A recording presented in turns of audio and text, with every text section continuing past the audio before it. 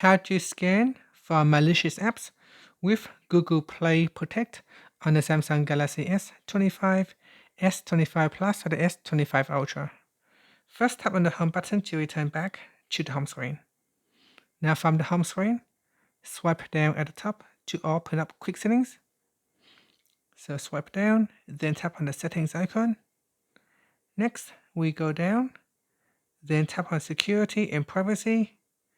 After that, we then go down and tap on app security. Next, tap on Google Play Protect. Then tap on scan. And here, after it has finished, it should show no harmful apps found.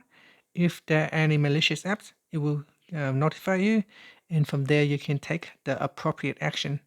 And that's it. Finally, you can tap on the home button to return back to the home screen.